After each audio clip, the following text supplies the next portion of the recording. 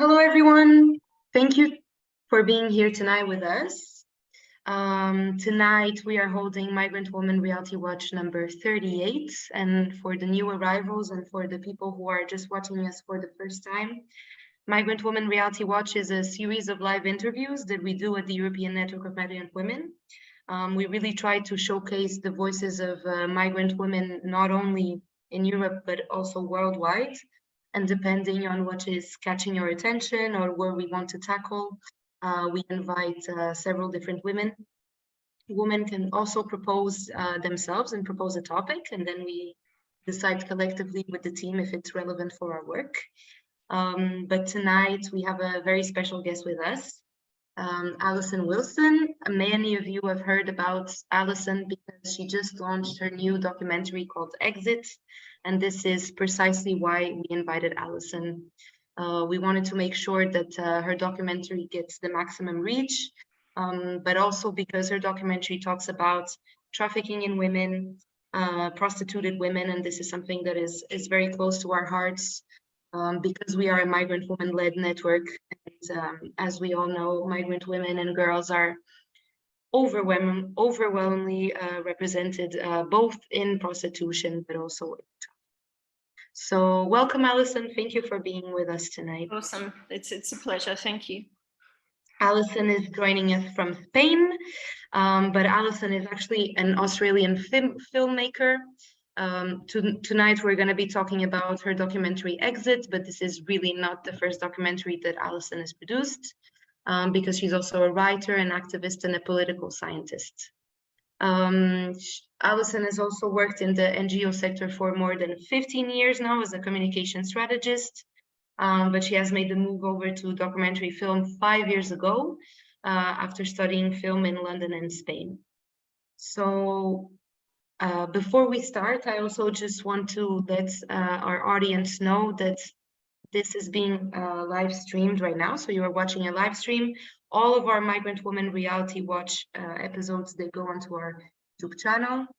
Have a Migrant Woman Reality Watch playlist over there. So you can always rewatch the material that we produce.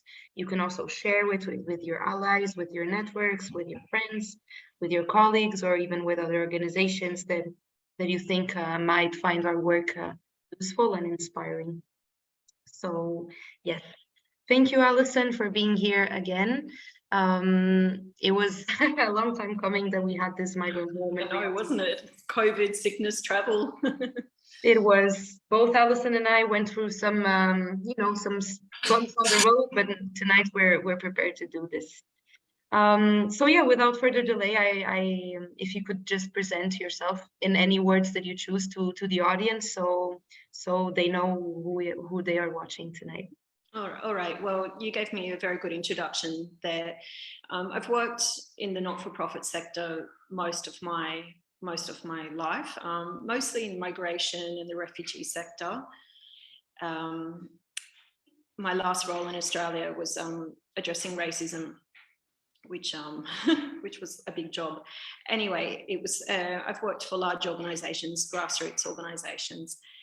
Basically, I moved over to documentary 5-6 years ago because I wanted to make a film. Previously, when I'd been managing projects, I'd always been hiring other people. So I decided to study cinematography. And yeah, and that's how I made the move over to film.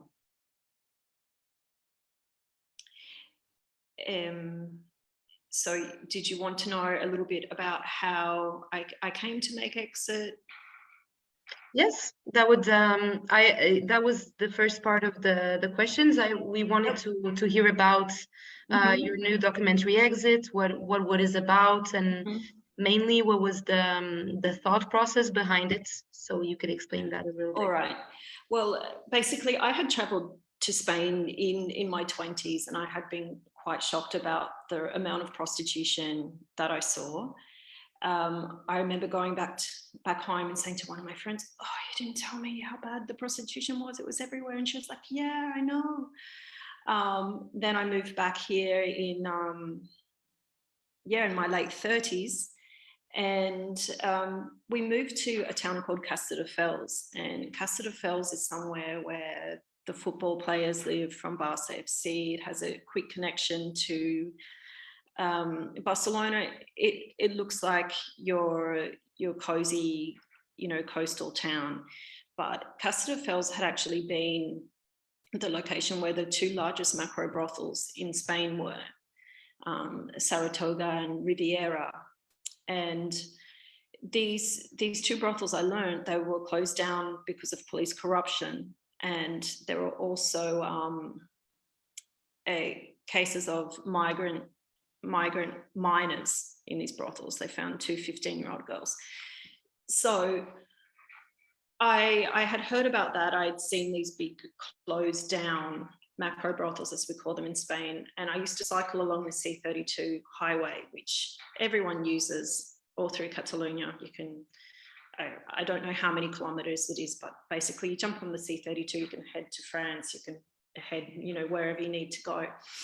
And literally every 500 meters, there was a migrant woman sitting on one of these white plastic seats, which means there's an offer of prostitution going on anywhere in Spain, anywhere. You ride the train, you see a white plastic seat, you drive through an industrial park, you see the sea.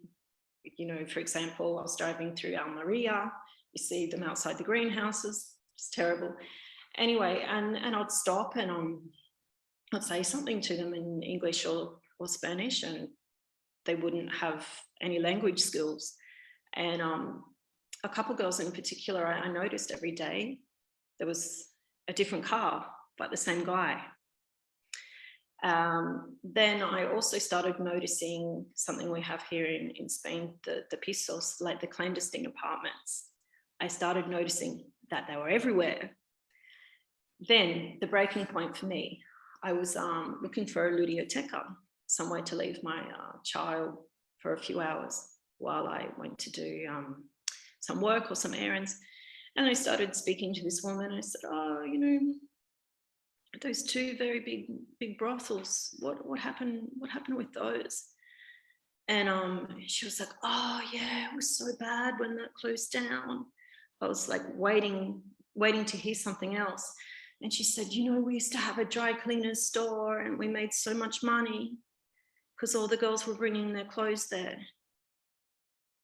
And this is in a ludoteca, and I was just shocked. And I said, there were children there, like 15-year-old girls. And, her jaw just dropped. And then I started realizing a lot of these small coastal towns thrive on the sex industry. We have a dry cleaner who was miserable that she had to open up a ludoteca when it shut down. From then on, I started reading the crime impact reports. I started connecting with criminologists. I wrote the treatment. It won a prize at a UK festival. And then I started filming. So that was why I was driven to make the film. It was absolute outrage, basically, that this exploitation is just everywhere. So yeah, I'm not exaggerating. Anyone that has been to Spain that has actually opened their eyes would have seen this. And it's not difficult. It's not difficult to know where these locations are and what's happening, so it would be very easy for the police to know, for example, where these pisos are. For social workers, if they're able to knock on the door and say, hey, we'd like to do a welfare check.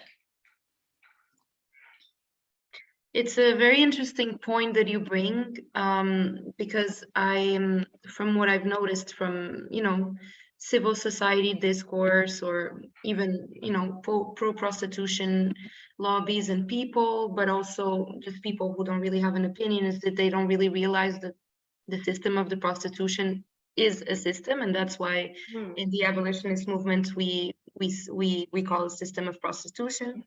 And really every little actor matters. It's not just a woman selling her body. That's how she is usually portrayed. It's is every little actor in society profits from the exploitation of this person. So in this case, you brought the example of the dry cleaners, but there's also examples, I don't know, of the taxi services that bring these women from there to there, even train services that might provide tickets for sex buyers and such. So it's really interesting that you bring that up, and it's a very important flag.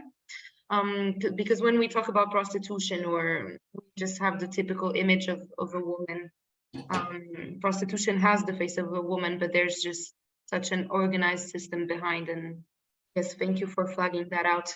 Yeah. Also, Spain is the European country with the most prostitution. Yeah, and the most men who buy, access to women's bodies. I don't really remember the exact number right now, but I was told that it was between 40 and 60. So I think it's I think it was about 39% the demand, yeah. And that was for buyers who had bought at least once. But even the national police now are saying it's such a problem that we have 18-year-olds filling up brothels, and it's a form of leisure for them. It's a fun activity, so they're being socialized within the system of prostitution. In Spain, definitely it's women who are migrants who are in prostitution, but we also have a lot of the youth, like around the world, going in, setting up their OnlyFans accounts, especially in Barcelona, where we have the ethical pornographers who label themselves as art directors. We have the ethical brothels. When you look at the pages of these ethical brothels, and women are from Syria, from Ukraine, Bulgaria, they're from these places with recent conflict, girls who have probably just turned 18, these are in the ethical brothels, so it's a very grim situation. We have the Camino plan underway, which I think, when did they release that? September 24th or 25th. And I know there's a group of survivors who've taken their proposal to Congress because they'd like to see pimping addressed, because we have the terceria locativa, like the third party pimping in Spain, which isn't penalized. I don't know, did you get to watch all of Exit in the end? I did not yet. You didn't? Okay. Well, Paula Fraga, she's a Spanish jurist and activist. She explains the third party pimping law very, very simply. So these club owners act as mere landlords, right? That they're merely renting a poor woman a room who needs a room, or who needs to pay for sheets and towels changed repeatedly every day. That's not a landlord, obviously. But they pose as these landlords, and they're taking 50% or more from the women who are in these clubs. And that form of pimping isn't penalized here in Spain. And you see these enormous complexes, these enormous clubs, where these women are 24/7. For example, Vanessa in my film, when she came from Brazil, she was in a very desperate situation. I think you'd asked me a question earlier about any similarities between the women. They all had families to support, and they're all very young, and they're all deceived, at different times. Like Vanessa points out, back then in Brazil, there wasn't the internet. And she's like, people think I'm stupid because, we have all this information now about human trafficking, but there wasn't that awareness then. And she was groomed by another woman, who told her everything would be okay. She could come to Spain for, a couple months on a tourist visa and go back to Brazil, in a very comfortable position. She was, at that stage, having to support a family of 6. you know. So Alika Kinnan, who's also in my documentary, she had a younger sister to care for, and they were in extreme poverty. Hope from Nigeria, her story is like, you know, tens of thousands of Nigerian girls. She's tricked, promised a better life in Europe, and re-trafficked multiple times across the Mediterranean basin. And by the time they reach Europe, they're absolutely brutalized. They think prostitution isn't that bad after, you know, being starved, tortured, shot at, everything, raped, beaten, everything they go through to break their spirit on the way, and also voodoo, having their families threatened. Again, she was a 19-year-old with 2 children. So yeah, they did it for their families. No other reason. Just to take maybe a little step back and just go back to Spain, would you say that because it was just such visible to you, these brothels and, you know, messages to get into the sex industry, were you sensitized to the question before, or was it just something that was just so blatant and just so out there that it was impossible to ignore? Yeah, that's a really good question, because I'm Australian, and I used to actually live in the red light district in King's Cross in my 20s, because you know, they have these big apartment blocks of studios that are kind of inexpensive. How convenient, right? For women next to the red light. But I used to live in that area and be able to walk into the Sydney CBD for work. I used to walk through the red light every morning. There was only one morning I saw someone stabbed in the stomach. I'd see lots of prostituted women swaying with drugs, disgusting pimps everywhere, asking you to come in, asking you if you want to be a part of their live sex show. You know, and I think Sydney is one of the larger red light districts in the world. So yeah, I had seen all of this. I wasn't prepared for Spain. So, I mean, if I had that experience and I'm shocked by what I see here, I think it's very significant. Okay, thank you. So yes, to put a little bit of context into what Alison was talking about, she mentioned 3 different names: Adika, Vanessa, and Hope. These are 3 women that appear in Alison's documentary, Exits, and these are women who told their stories for the sake of documentary. Alika and Vanessa, I had, of course, previously heard about, especially Alika Kinnan, because she's very much a figure in the abolitionist movement, not only because she is a survivor of trafficking for prostitution, but also because she has done tremendous advocacy work, and she now teaches at a university in Argentina on trafficking to you know, to sensitize different actors, but also to bring a little bit. So I was wondering if first you could tell us a bit more about these 3 women, and then how did you get in contact with them? How was the process to film with them? Because I also imagine that it's very painful for them, but also for you as someone who has to listen to these heavy stories. If you could maybe expand a little bit on that. Yeah, well, I recorded testimonies for 3 years, so I interviewed a lot of different women. In the end, I decided to focus on those 3 because they're at very different stages of their recovery. I wanted to show the recruitment. I wanted to show what the life's like, but I also wanted to show the recovery. And something that really frustrates me with films on human trafficking, there's always all of these, not myths, but, you know, there's the girl in the chain, she's always really young, she's always white, she's always been kidnapped in a white van, and, you know, the hand over the mouth. We see all of these different things. And for example, in Exit, both Alika and Vanessa, they were groomed by other women. Okay, Hope, she was betrayed by a family member. these are realities. I wanted to show how they were recruited and the processes that they went through to try and get out. And also to show how hard the recovery is, and that so many don't make it to the end. You know, I follow so many groups around the world, and it's so sad.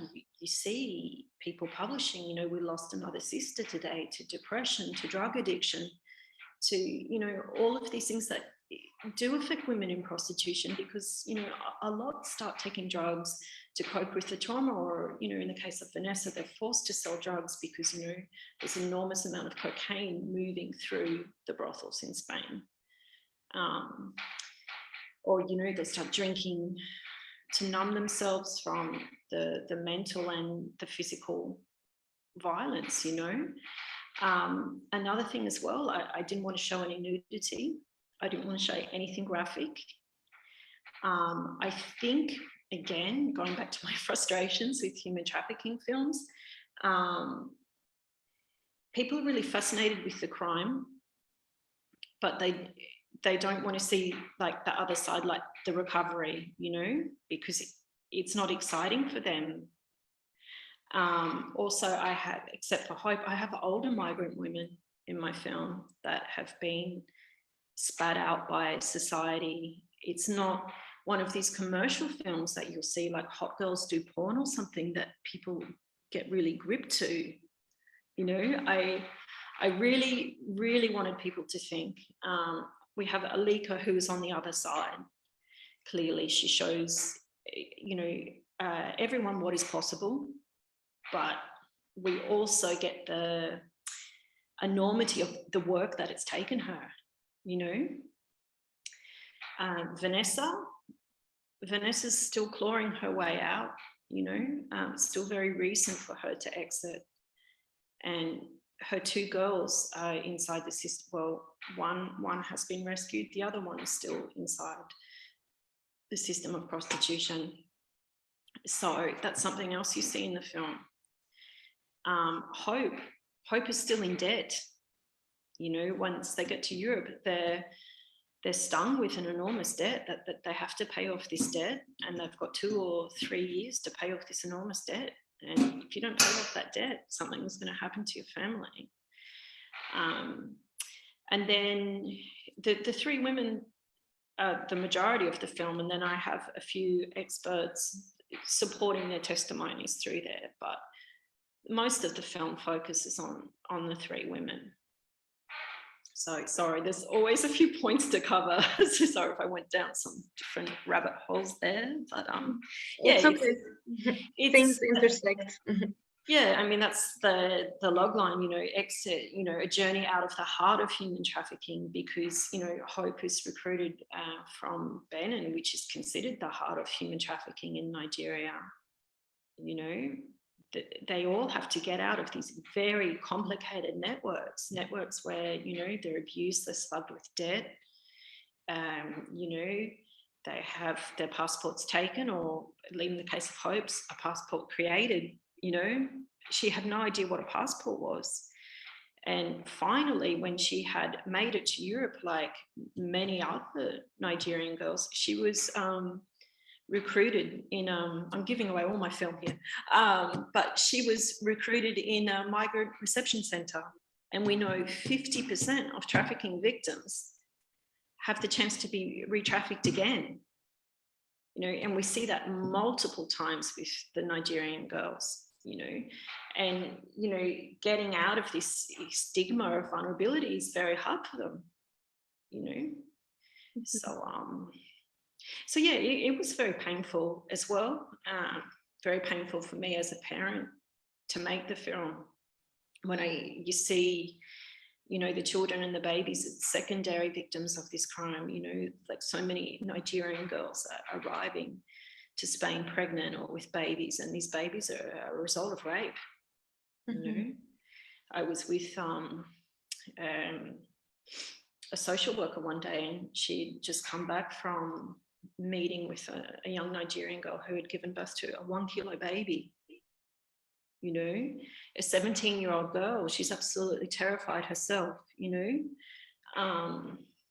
So yeah, it's very complicated work, and I absolutely salute all the frontline workers working in Spain. And yeah, over the years, I saw quite a few burn out, of course, you know. They're dealing with hundreds of women in these situations.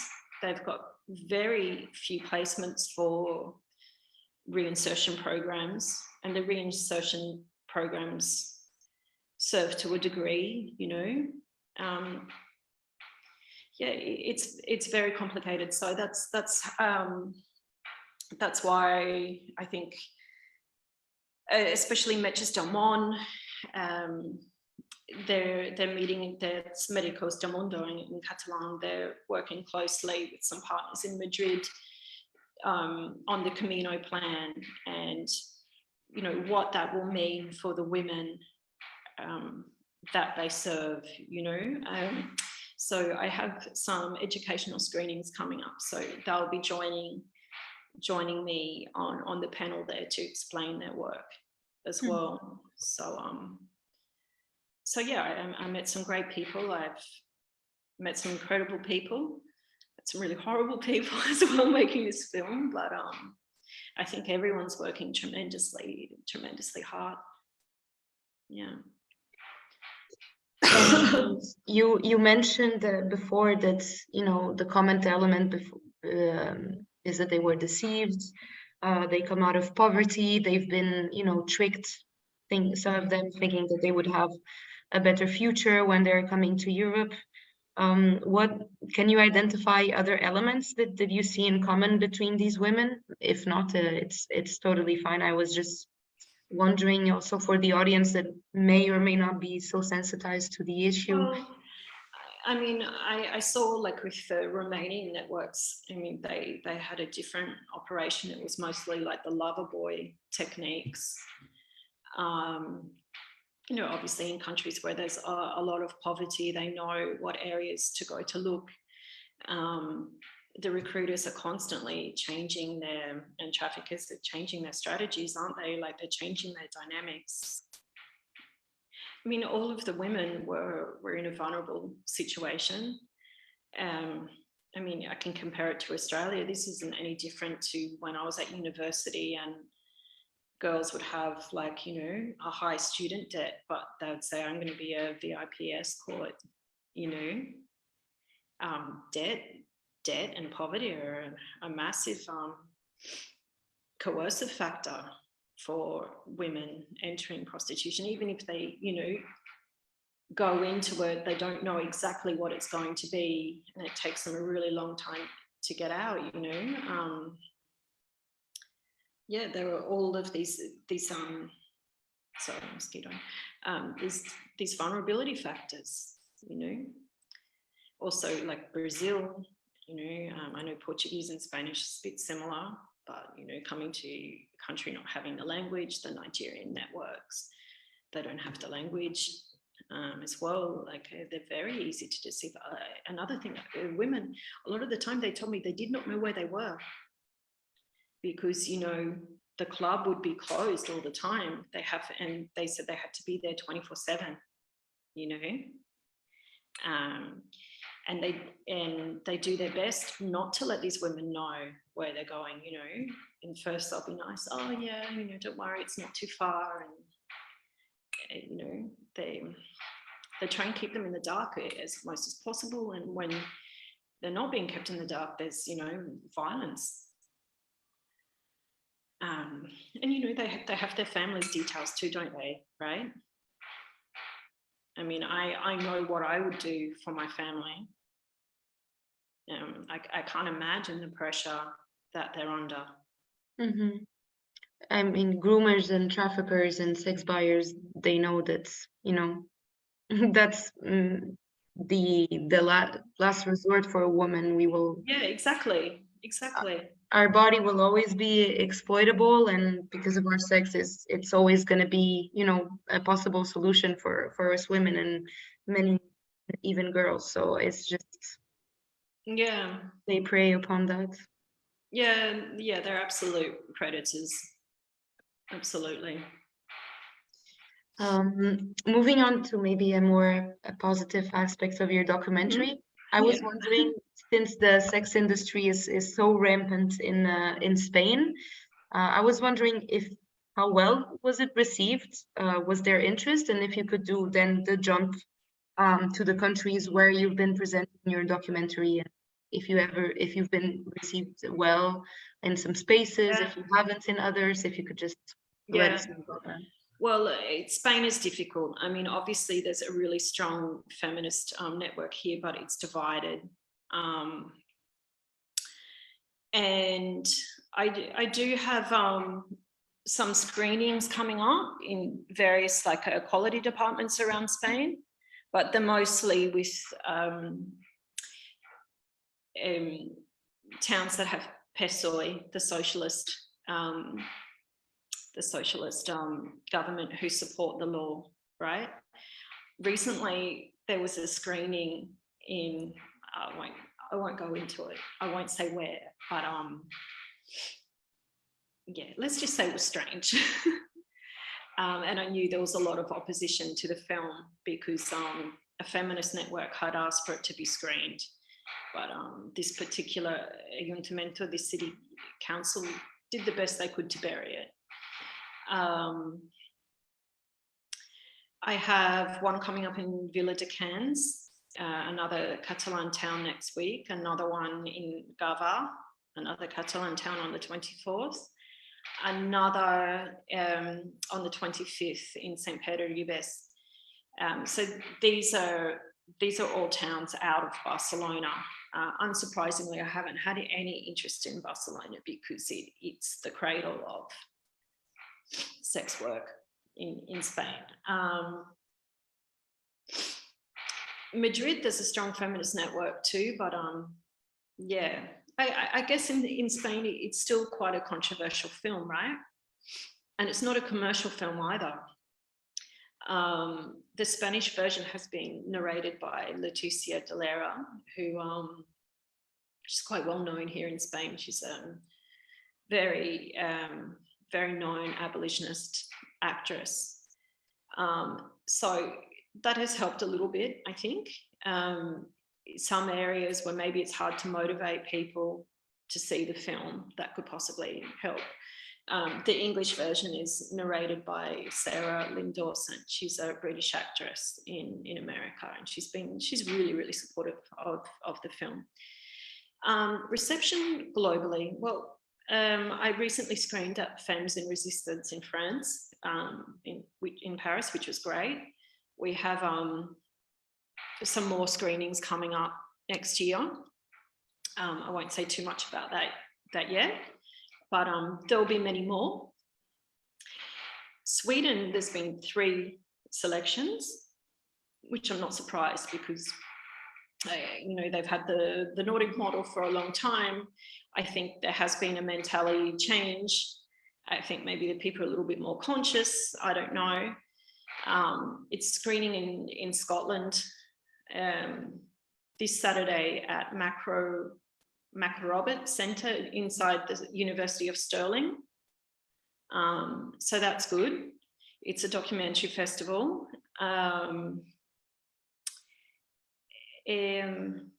Where else am I? It's screened in Austin recently, where it was very well received. In particular, there was like a Puerto Rican man who was just in tears watching the film, and many people told me they thought it was very powerful. And I've just come back from San Diego International Film Festival, which was just phenomenal.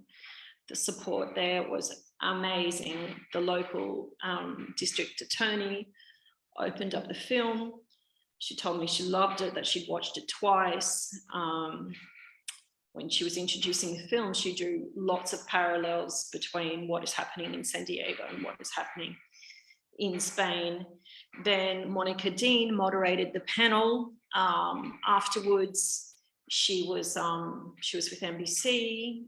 She'd also made a film on human trafficking, so she had all of the language there. All for Humanity managing director Doug Plank joined me. Survivor leader Dr. Brooke Parker Bello joined me, and we had a really interesting discussion with the audience after the film, which was great. There was loads of media on it as well. So I don't think much can compare to that festival because it was amazing. And then I spoke on a panel with the Women's Museum of California, which is the oldest feminist museum in the United States. Excuse me, and that was awesome too. So yeah, I'm back to Spain, and yeah, we have 3 screenings coming up this month. I imagine December will be quite quiet in January, and then March there's a lot of screenings again in the United States, and planning for France and some more here. I've probably forgotten some other festivals. I think it's played at maybe 10. Yeah, but outside of Spain, I can't, it's been mixed in Spain. The reception is mixed, right? Because there's the regulationists, there's the abolitionists, you know, and obviously I am an abolitionist. People are like, why didn't you interview the regulationists in your film? I'm like, because they always get the platform. They have all of the money. You know, I did interview them. I did interview them during my research stage, but I'm not going to tout their propaganda, you know, because I've seen a different reality. So, you know, the film's led by the 3 survivors who have all been identified as victims of human trafficking. It's led by them. There's a lot of takeaways for the audience, you know. So yeah, I mean, it's yeah, I think it's had an interesting reception, you know, and I'd like to see it in some more educational spaces. But obviously for me as an independent filmmaker, it's very hard for me to spread myself, especially when I'm working in Spanish and I'm working in English, and there's not too much of a crossover between the audience too, which is, I find quite weird considering, you know, the amount of English and Spanish speakers in the world. The English version is definitely doing much better than the Spanish version, but yeah, I hope to use the Spanish version much more in Spain, especially during this time. Yeah. I think the way your movie has been received is quite a good reflection of society and how certain countries or certain regions stand in what concerns prostitution and trafficking. And I'm really quite surprised to hear that you've had such an amazing welcome, let's say, in the States. I've always quite viewed it as, you know, the land of the politically correct. And I think your documentary is not at all like that. It's very, you know, straight to the point. And even though it really respects the women and follows their lives, it is still a truth that people don't want to hear. Yeah, true. But I mean, I think this festival has something really special. I mean, the festival director, she's Native American descent. I was using Spanish more than English when I was there. Most of the programming team, well, not most of them, but yeah, there were quite a few Latin Americans. I think they did obviously have a sensitivity to this, and San Diego is a hotspot for human trafficking. So they're very aware, you know, even when I was like catching like the lifts or the Ubers in between, when I was chatting to the drivers, you know, they're telling me what they see. And yeah, I mean, they're aware of the problem. They know it's a huge problem, you know. And there's more resources there too, right? I mean, we're pretty much scratching for resources here. I mean, it's so hard to get funding for a film in Spain for something like this, you know. yeah, I just think, yeah, they're better resourced, basically. That was my question when I heard you talk about money. How difficult was it to get resources, especially on this topic, and especially because you're not just talking about trafficking, you're talking about the root cause to why trafficking happens. Yeah. So I was wondering how, I mean, as an independent filmmaker, I imagine that you have to be so creative and working on the clock to get those kind of fundings. So Yeah, well, yeah. I mean, funding was abysmal. I mean, I had a donation from a larger organization in Australia, New Zealand, which kind of helped me with post-production. I crowdfunded. I mean, you know, I worked for free for 3 years. I did just about everything myself on the film. So it's like it either takes you a long time or you have some money and you do it a bit quicker. And also COVID was during this time as well, you know.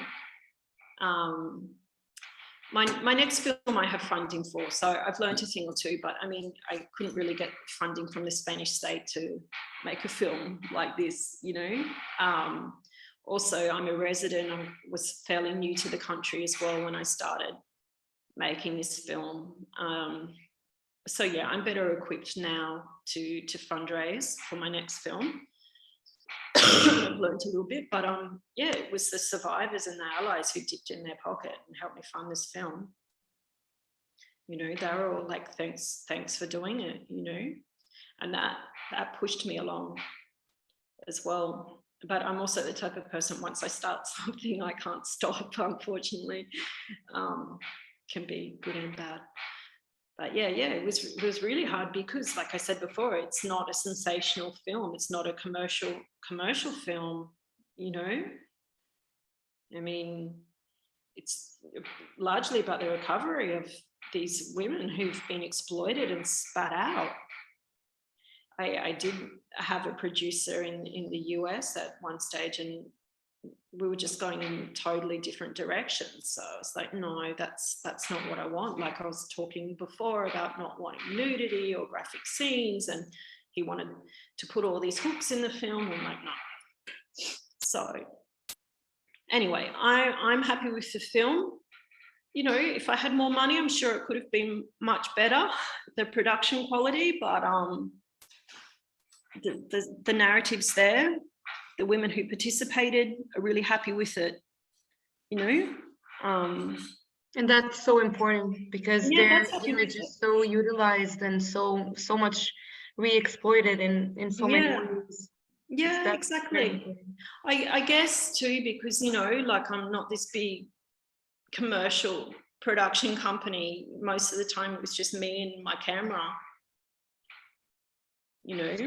And that's so valuable. Yeah, the fact that you just had a conversation with them and just listen to their stories instead of, you know, wanting to take advantage. I think that's really good. Yeah, I mean, there's I know, like myself, I was in a documentary once and it wasn't a good experience, and that sort of stayed like in the back of my mind. Little things like I was 38 weeks pregnant, and I had my baby had kicked my ribs out, and I also had scoliosis. So sitting under hot lights for 5 hours, I asked for a cushion, and the producer was like, "No, it'll wreck the shot." I asked for a glass of water. I'll get it for you later. You know, when I was told it would be like 1 hour, you know, and then I'm being kept till, you know, close to midnight, and, you know, very, very pregnant, and I wasn't feeling well. So I think there's a lot of things you can check when you're making film. I mean, I sent all of the questions through. I asked if they were comfortable with them, anything else I'd like to add. You know, once I decided what I wanted in the film, I asked if they were comfortable with that. They got to watch the film before picture lock as well. I don't know anyone that would really give someone that much power, you know, but once it's going to be up on the big screen, you know, they need to be comfortable with what they're saying. I asked if they were comfortable to have a man on set with me, for example, for the sound. One of them wasn't, so I didn't.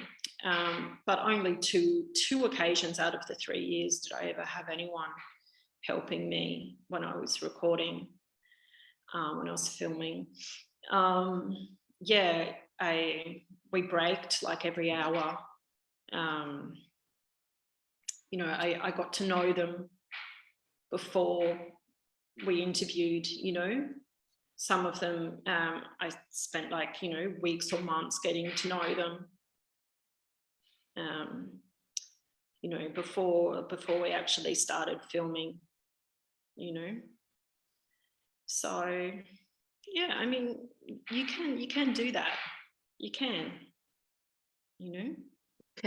It just takes time and investment, and this is something that people are not used to anymore. They just want quick things, quick answers, quick shots, perfect shots, perfect angles, and just for you to take the time and to make them feel comfortable, I think is the basis of any feminist effort or any feminist activity, to make sure that at least the women in front of you are being respected, that their message is not being misrepresented, that there's this personal connection that needs to be formed before, you know, sharing such a personal thing, even though their lives are out there, even though they are vocal about their story, it's because they choose to share it whenever they want.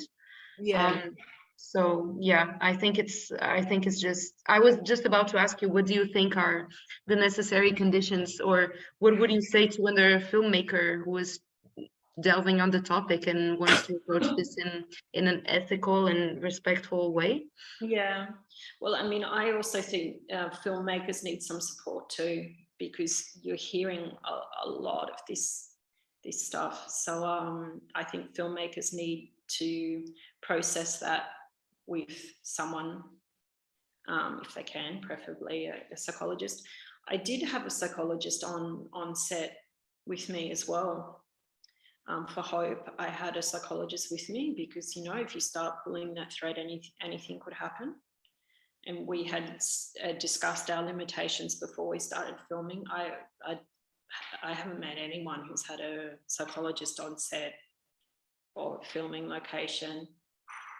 Vanessa had someone there who she was comfortable with, who I think she was almost finished her studies then in psychology, but they had a good working relationship. Alika had people there who she was comfortable with as well. Yeah, I think you definitely need to check through the questions with them, you know, to make sure they're respectful questions. I know even for me, sometimes I'm sent through some questions and I just think, oh God, they're really off, you know. And sometimes for me, like I haven't wanted to do the interview because I just think, oh, this person's just sent me through these questions and they just don't understand at all. So can you imagine being a survivor of like human trafficking and getting these sorts of questions, you know? Yeah, I think your surrounding as well, you have to be sure that they're comfortable to be interviewed in that space. I mean, a lot of studios, they're closed in, they're very claustrophobic. Again, the lights as well, really bright lights. You know, so if you could interview them in their space, if they're comfortable, or somewhere else that, you know, obviously, you know, is okay for your sound and everything that you need, but definitely the space. I mean, hotels, do you want to interview someone who's been in the system of prostitution in a hotel? I don't think so. Many I've met never want to stay in a hotel, you know. There's a lot of things you can think about there, but I think you have to try and emphasize with the person and see their rhythm, you know. Morning or late as well. I mean, I know with a lot of these women, it's really hard for them to get a good night's sleep, something we take for granted because they've been on this 24/7 cycle, and the trauma as well. You know, a lot of filmmakers, they want to film in the morning because it's the best light. You know, yeah, you have to work out what's comfortable for them and find a good medium for yourself as well, you know. It's hard. It's hard. It's hard to get everything perfect on both sides, but you can try, right? Sorry, I've got this nighttime tickle. It is fine. As we told the audience, we've been dealing both with some health issues on each side, so I think it's fine. It should not be a problem at all. It's fine. Please take your time. You mentioned before that you wanted to present your film in more educational structures. And I'm thinking maybe for a young filmmaker, a young woman who wants to, go into documentary filming. I don't know if it's a very male-dominated area, but I wanted to see how do you see the potential of documentaries such as yours to generate social change? And how do you see, the documentary world or the media world as a woman? How has it been for you?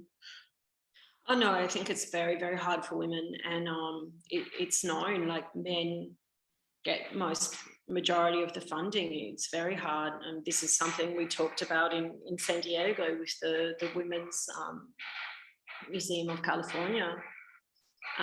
Obviously, once you make like a feature-length film, which is very, very hard, by the way, it can be a little bit easier to get the funding for the second film, but I cannot even tell you the hours I put in. It's an enormous amount of work.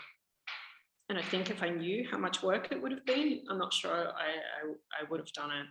And I know when I was working on the final cut with my editor, when we were just like, I was writing the editing script and we were working together every day. He's like, oh, I don't even want to think about the hours you've put in on this film, because he's used to working in this really big team.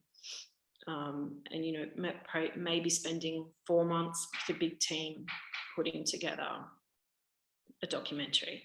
So, yeah, I think it's really, really hard for women. I think it's really hard for women young, old, middle-aged. I'm middle-aged now. Yeah, I think it's hard all around, a lot of the female filmmaker opportunities are open to anyone now who identifies as a female too, which makes it hard as well, so. And when you go to present your documentary in these structures, you told me that you were going to schools, maybe to other organizations. Where would you really, ideally, would love to see your movie, and why? I think the 16, 17-year-old age group, I think we can really change their minds or stop them from going down a track that could be harmful. Getting it screened in universities is a little bit more complicated, as you know, because, there's a lot of, the pro-sex work infiltrators in universities, with their toolkits and whatever. Universities too, I mean, I know after I screened it in France, a professor of law came to me and she said she'd like to screen it.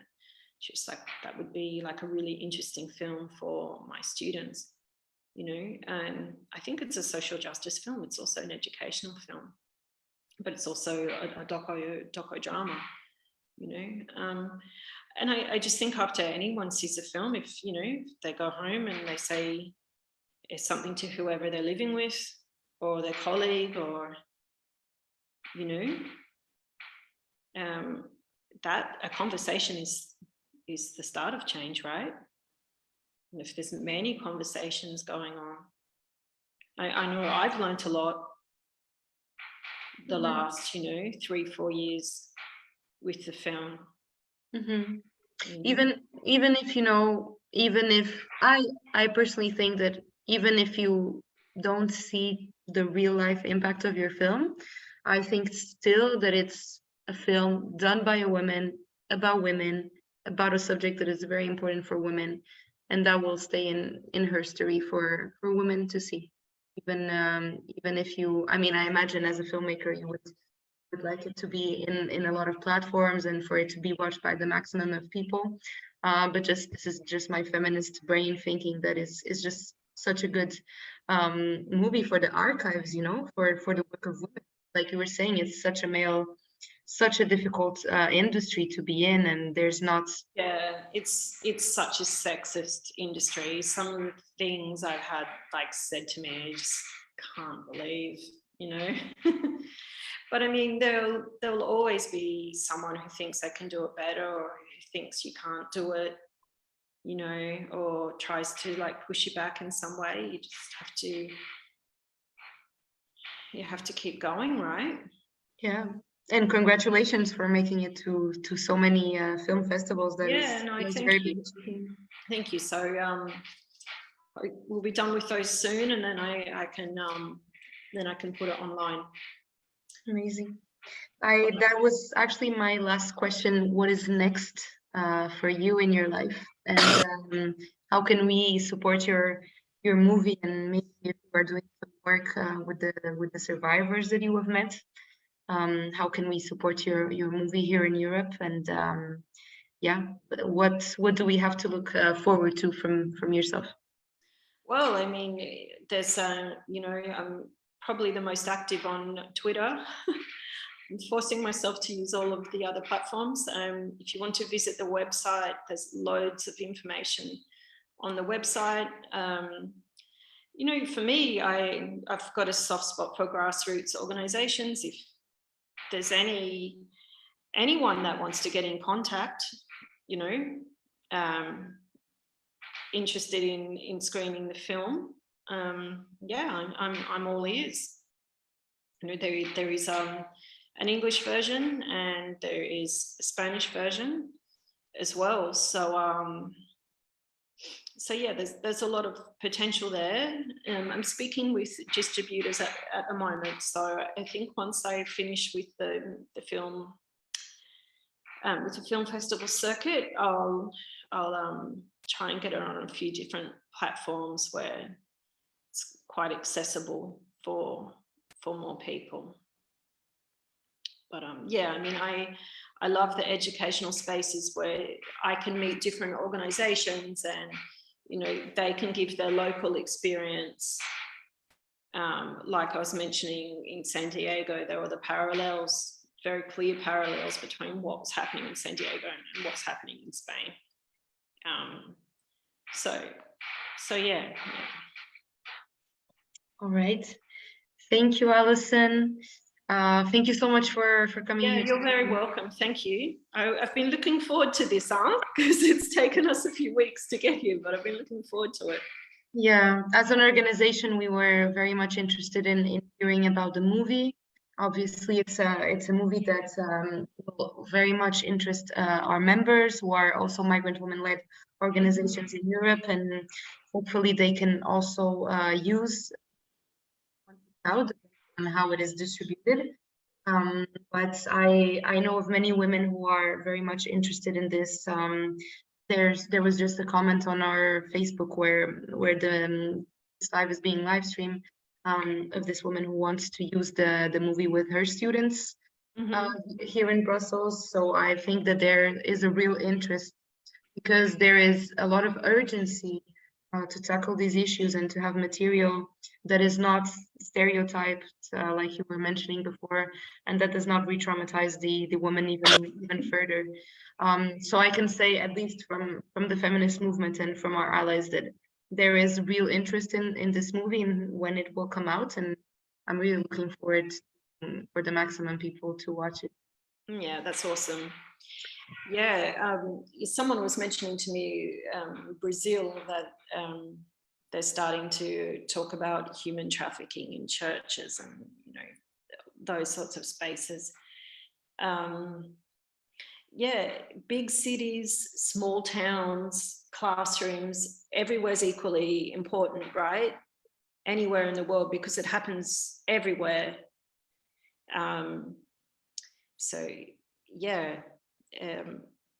where it can be of the most use, absolutely. I'm interested. I mean, obviously there's you know, there's a group of us that know a lot about this, and when people watch the film, you know, a lot of people from various feminist organizations, they know a lot of it already, right? But there's a lot of people who don't. So so yeah, I mean, I think it's a useful film. Been seeing it a bit too much lately myself, but I think it's a useful film.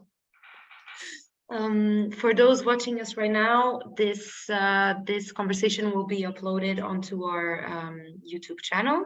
I have left in the Facebook section the link to Alison's website, to Exit's website, where you will find all the resources that Alison was talking about, where maybe find a contact to email Alison if you're interested in working with this movie, or if you just want to have some questions. So yeah, thank you, Alison. I wish you a very good night, and mostly I wish you a lot of luck for the upcoming trips that you have coming, and I really wish that it will be as well received as in the San Diego Film Festival. Ojalá. Okay. Gracias, Adriana.